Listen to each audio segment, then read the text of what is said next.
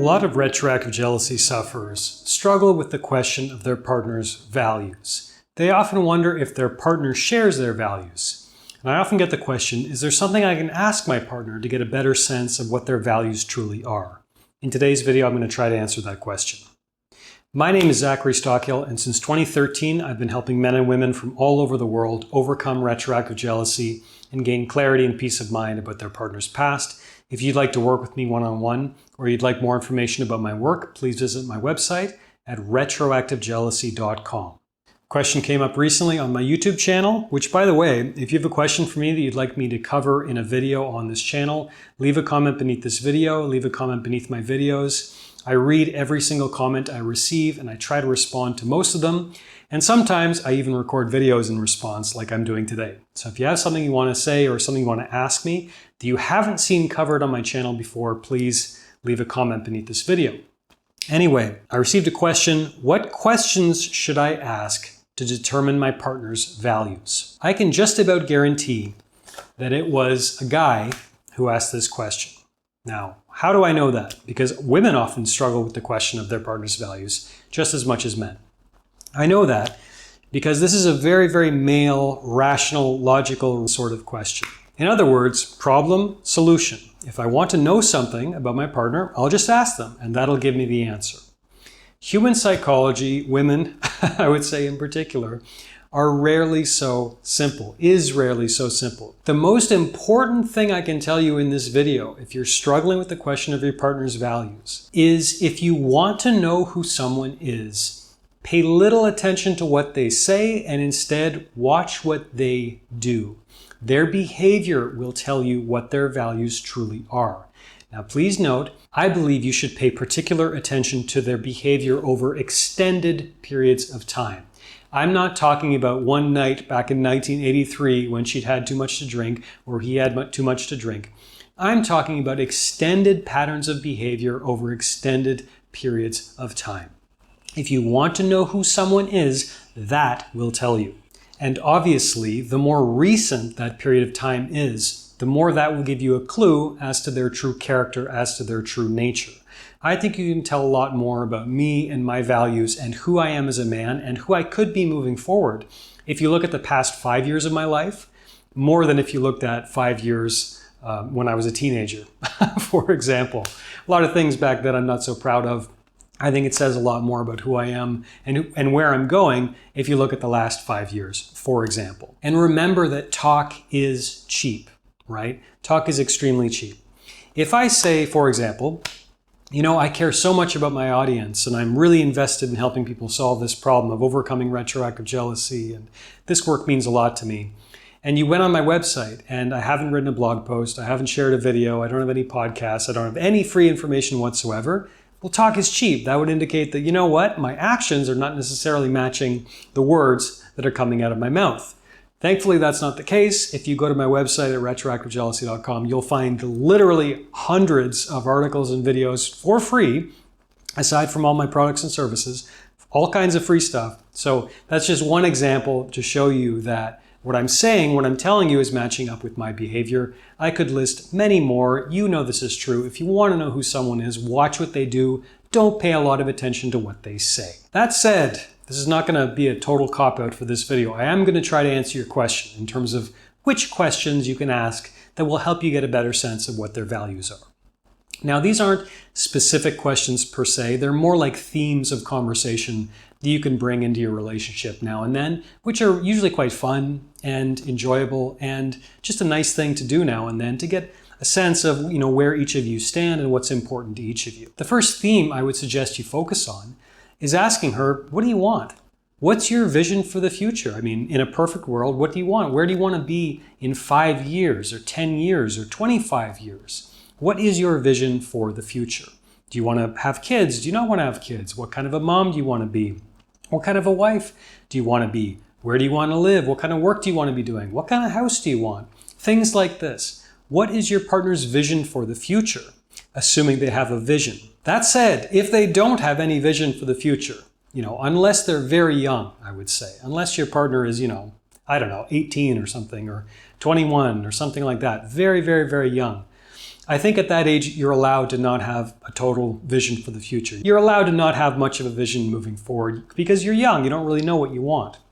But I would say by the time you reach your mid-20s at the very latest, men and women alike, we should have some vision of where we want to go moving forward.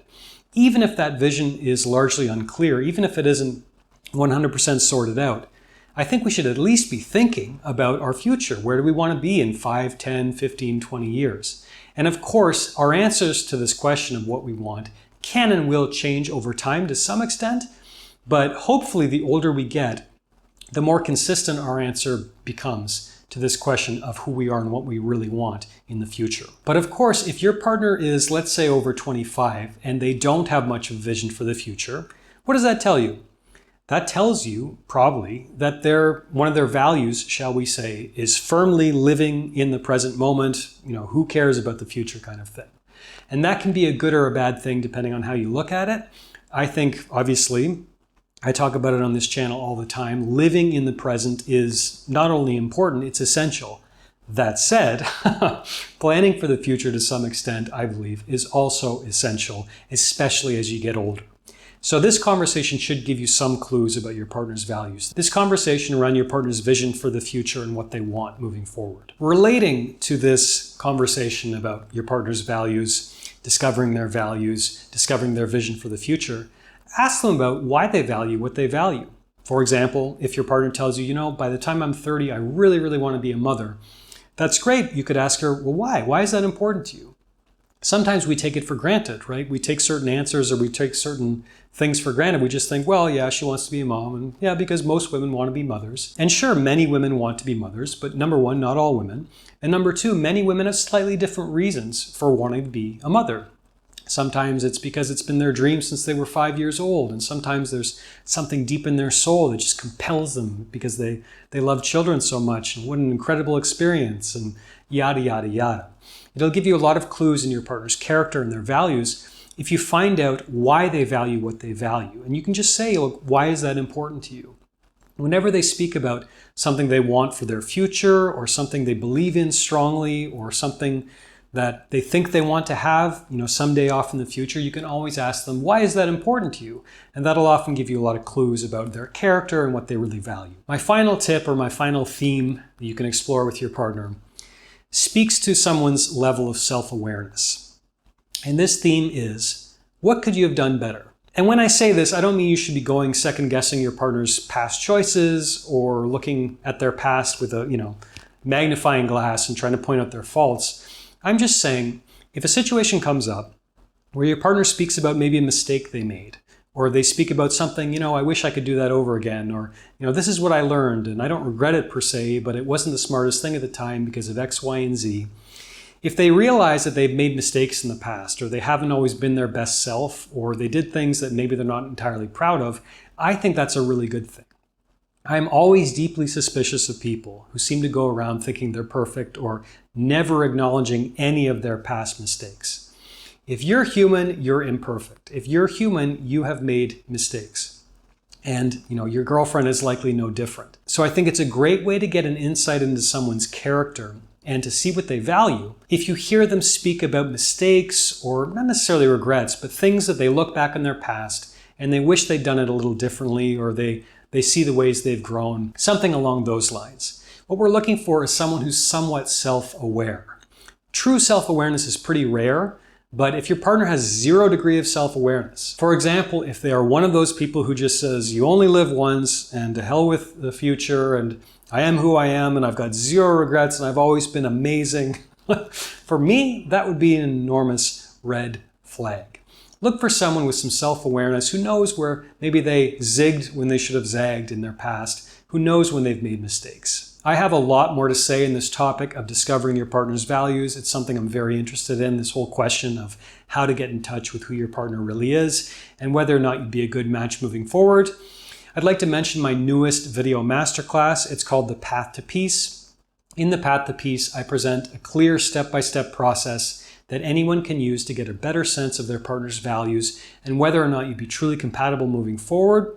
I designed The Path to Peace for retroactive jealousy sufferers in particular, So if you are struggling with retroactive jealousy, or you have ever struggled with retroactive jealousy, and you have some questions about your partner's past values, you're not sure if you're a great fit, be sure to check out The Path to Peace. Hopefully my wonderful YouTube editor will put a card and a link above my head, and you'll also find a link in the in the description of this video. Thanks again for watching. If you got anything out of this video, please click the like button below. Please also leave a comment. Tell me what you think.